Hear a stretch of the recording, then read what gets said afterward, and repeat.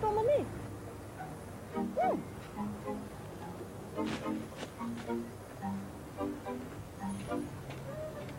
Where are we going then? The airport? I wish.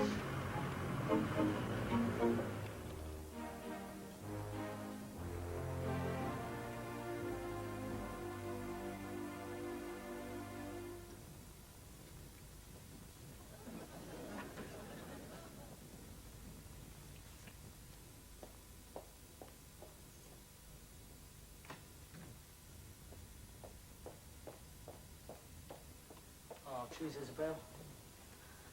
Hello. Right, Ralphie. Where do you want to crap today?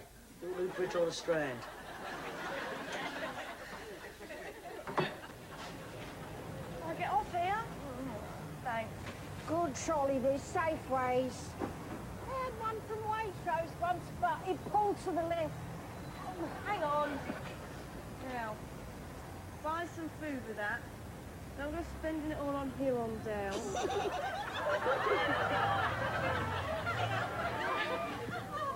That's my bloody laundry!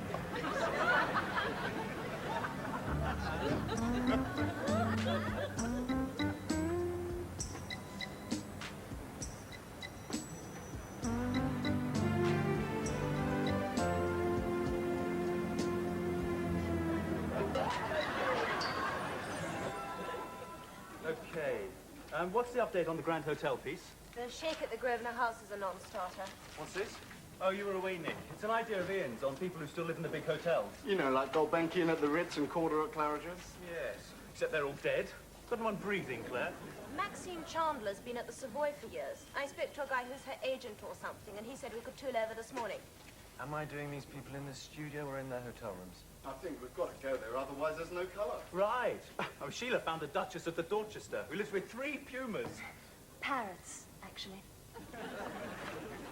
I'm not late. I was researching a bag lady. Oh, that explains your appearance, Freddy. You're undercover. Seriously, look, it's a really good idea. She's an amazing character. She's been on the streets 3 years. Ransom did a homeless piece. Major yawn. It's a national disgrace. We have this week's programme, Freddie. If we can get Bowie for the last slot. These people are still hedging. I sort of know the guy. LA, was it, or the Star? Actually, it was backstage at the Stones thing on some weekend somewhere. The point is, we kind of vibe, so I could go over to the sound check and maybe cut through the crowd. Fine. So why don't you give Freddie your Maxine Chandler file? Who? Okay, troops. Freddie.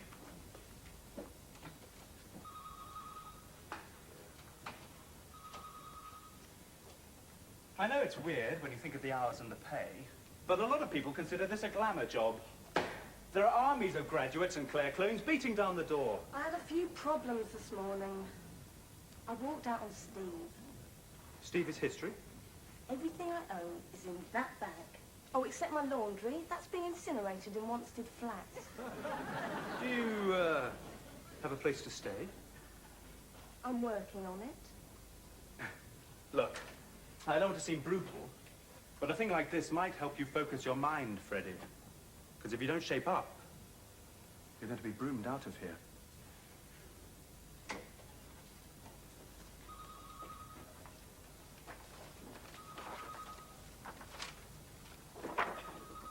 Painstaking research, Claire.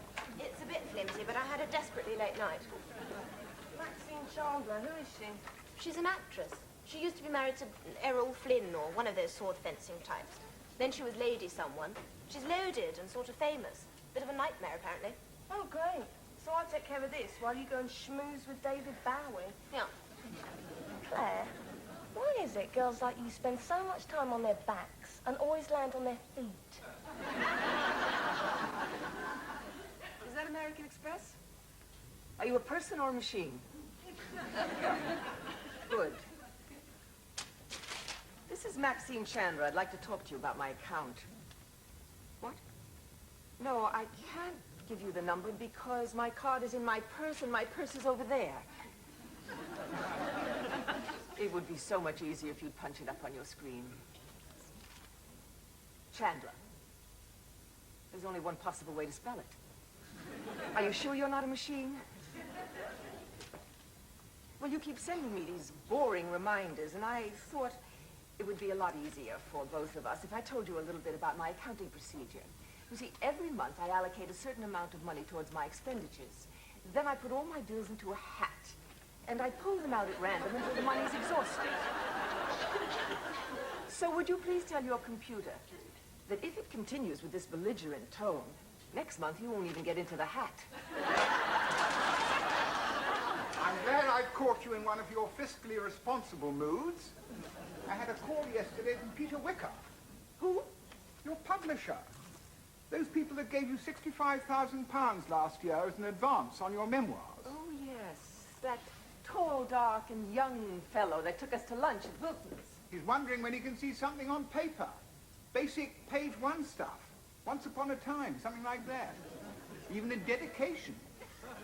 I was going to dedicate it to my first husband, but then I thought it might not be fair to the others. Hello? Good. Would you send her up, please? Send who up? There's a girl coming to see you. Daughter of a friend of mine. She's just down from Cambridge, and she sounds just the sort of girl to help you with the book. They want 3 chapters by the end of the month. I'm not sure my life would make a better film. Max, it's serious. I shudder to think what this place is costing.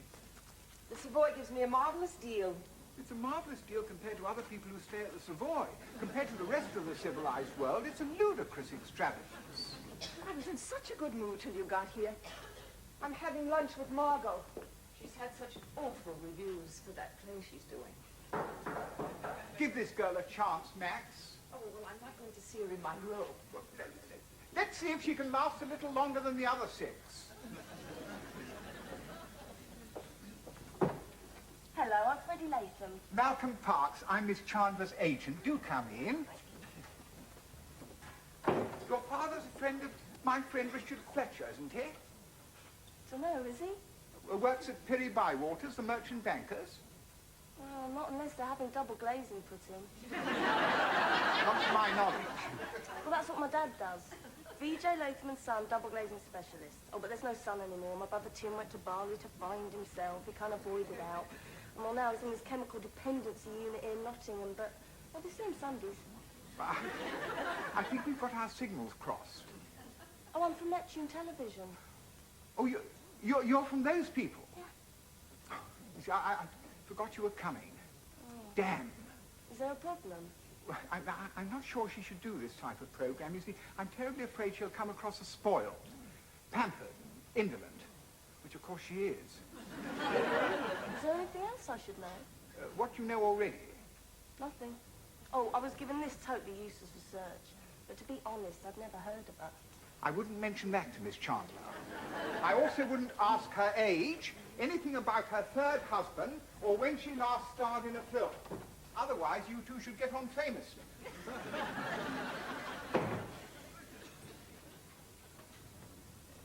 Malcolm, if you've ever wondered why I've kept you as my faithful and trusted advisor all these years, it's for moments like this. Which hat? He's gone. And you are? I'm Freddie Latham. I came about the interview. Oh, yes. Oh, I'm so sorry, but you've come at an awfully bad time. I'm supposed to be at the Caprice 5 minutes ago. Oh, if it's lunch at the Caprice, I'd go for the beret. I can't imagine haute couture is your strong suit. Well, suit yourself. It's just a bit strong, that one. I mean, it'd be all right if you were launching a ship. I did launch a ship once, when I was Lady Nettleton. It sank. You must have whacked it too hard with a bottle. No. This was years later. Fortunately, nobody died. But since most of the passengers were with other people's wives, some of them wish they had. Well, look, why don't you give me a resume or some press cuttings so I can bone up on you a little bit? I beg your pardon. I'm supposed to be interviewing you. The only reason I'm not is that Malcolm highly recommended you. Call the restaurant. Have them tell Margot Lane I'm on my way. And this is Ralphie. At 2 o'clock, he can have a biscuit. And would you call the dry cleaner? Tell them they've absolutely ruined my Claude Montana coat. And someone had better come over later and grovel. Good God, Malcolm said you were bright. It's yours if you don't irritate me. Can't pay you much, but you'll eat the best food in London, and your room has a view of the river. If you're hungry, call room service. Listen. I'm gone. This is unreal. This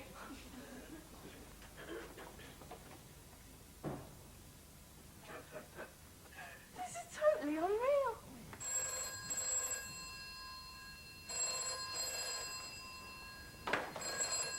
Hello? Oh no, I'm sorry, Miss Chandler's not here at the moment. I'm Freddie Latham. Yes, her personal assistant. Are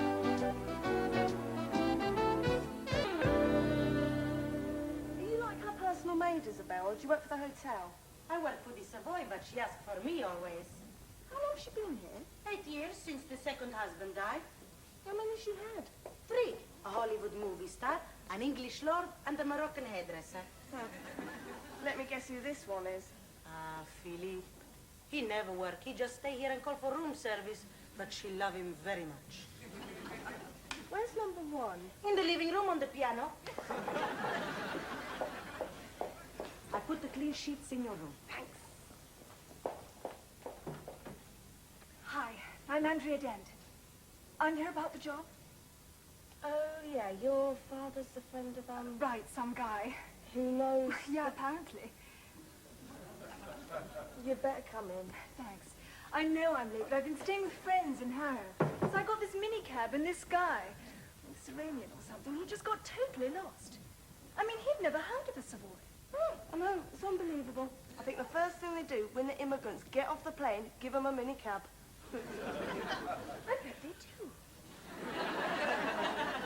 Look, the position here, well, it's technically, it's gone. Is that like a real major downer? No, not really. This is my dad's idea. I'd much rather keep on with what I've been doing. Oh, what was that? Nothing really. Brilliant, then. I don't have to feel bad about copying your job. Oh, that's quite all right, honestly. Oh, my father will probably call to see if I turned up. If he does, would you tell him that I tried? Oh, no one could have tried harder, Andrew.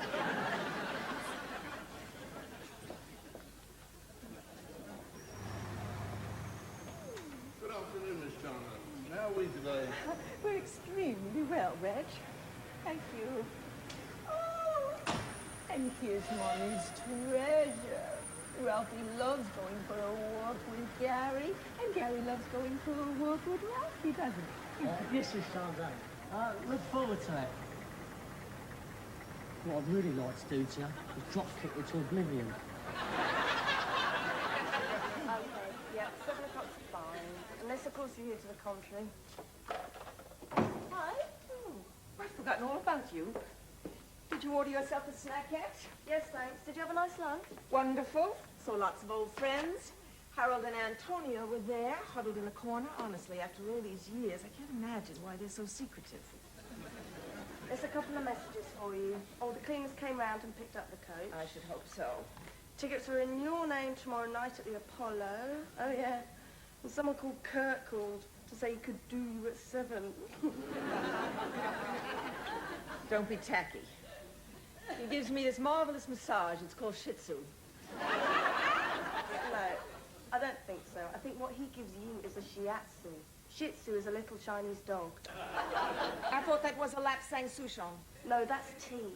Oh, let's have some. And then I'm going to bed with Melvin Bragg. Why don't you tell me what it is I'm supposed to do round here, and maybe I can do it? Well, officially, you're supposed to be helping me with my memoirs. And if Malcolm called you to swear, that's what you're doing. Otherwise, he'll think that you're ordering things and making phone calls and running errands. Oh, is that why my predecessors left then? Because they were overqualified gophers? They didn't leave. I fired them because they were either ill-mannered or ill-educated. Oh, use me. I'm a trained researcher. I can edit your diaries, your letters, and your memoirs. I'm not going to have a perfect stranger going through my private papers. Well, then your memoirs aren't going to be all that brilliant, are they? What's wrong? Well, that's it, isn't it? I mean, that's the point. That's what I'm afraid of. That I'll write about this life that I imagine has been so dazzling and fascinating and fulfilling. Nobody will buy it. Well, that's their way of saying, so what? One doesn't just live in fear of growing old, you know. One also lives in fear that nobody cares. I'd buy it. You would? Sure. I mean, just looking at your photos, I can tell you've had an amazing life. You've been everywhere. You've met everyone. Yes, I suppose you're right. I suppose there are still some people who have a flicker of interest in Maxine Chandler. Or if there's some television people supposed to come here today, we'd better change. I cancelled them. You did what? Yeah, I called them up, said we'd thought about it, but it wasn't for us. You're fired. You know, I think you've broken some kind of record. I mean, even that girl from Portsmouth with halitosis lasted a day. Look, I know that program. They do a hatchet job on you. Me? Basically, they're antagonistic to your lifestyle. They'd be all teeth and smiles here. But once they got you into the editing room, you'd come across spoiled, pampered, indolent. Those dirty bastards. We don't need it. I mean, when the book comes out, we'll blitz all the chat shows. Well, of course, that's a marvelous idea. You're absolutely right. You know, I've completely forgotten your name. Freddie. Freddy. And you must call me Max.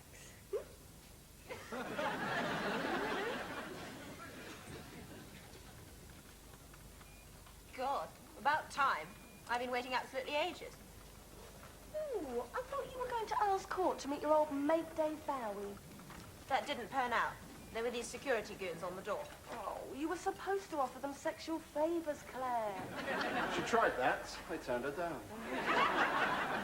The point is, I'd better take over on the Maxine Chandler thing. I mean, she was my baby in the first place.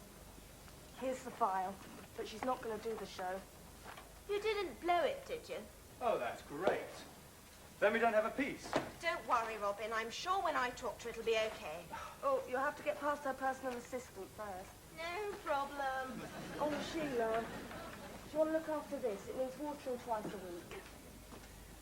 Does anyone want to buy my Terence Coleman pencil sharpener? What are you doing? I'm clearing out my desk. Freddie. You're feeling a bit bruised at the moment. This is not a good time to make major decisions. Oh, this is a perfect time. I need a clean break. I need a refuge from all the bullshit in my life. We all do.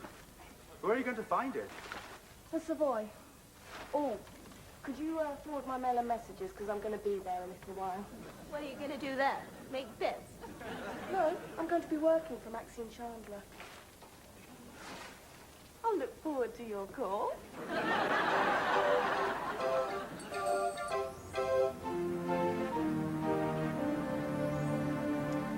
I've made this trip a few times, you know. Oh, don't you find your ears pop? No, we're taking new secretaries up to Madam. Oh, they never last, no. Now, what I'm saying is, I won't get any change of address cards printed.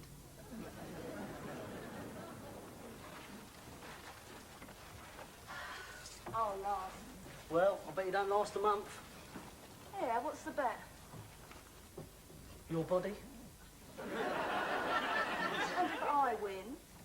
you get my body.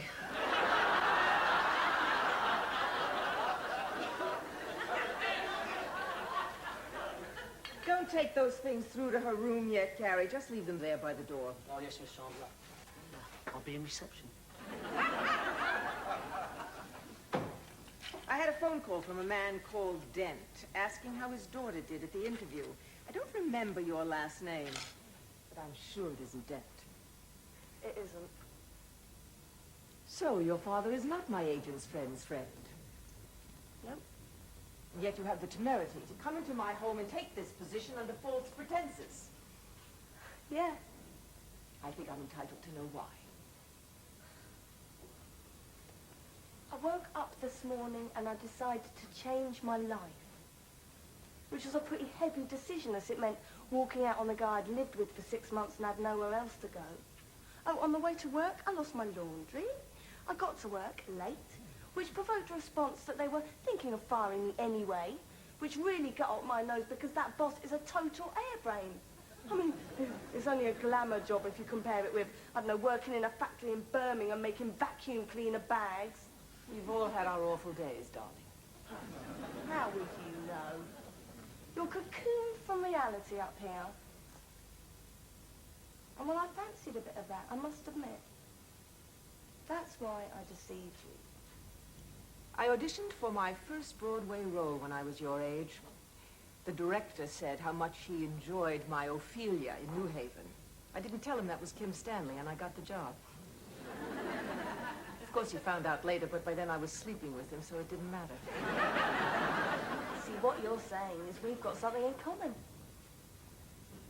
We have absolutely nothing in common. I am a star, and you used to work in a vacuum cleaner factory. No, I didn't.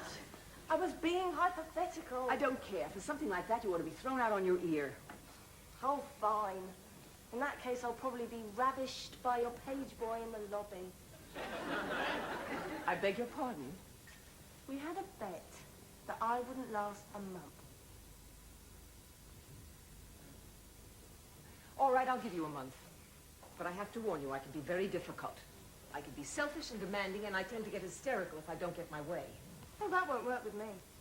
You're in no position to dictate terms. You're not going to walk all over me, Max. You want a punch bag, you go call Miss Dent. Who gave you permission to call me Max?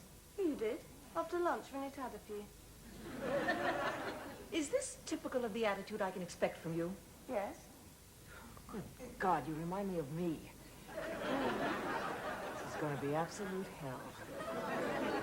You say either, and I say either. I say neither, and you say neither. Either, Either, neither. neither. Let's call the whole thing off. But oh, if we call the whole thing off. Freddie and Max will be back next Tuesday at 6:30, when hanging on to secrets could mean losing a great deal of money. Oh, yeah. So if I like pajamas and you like pajamas, I wear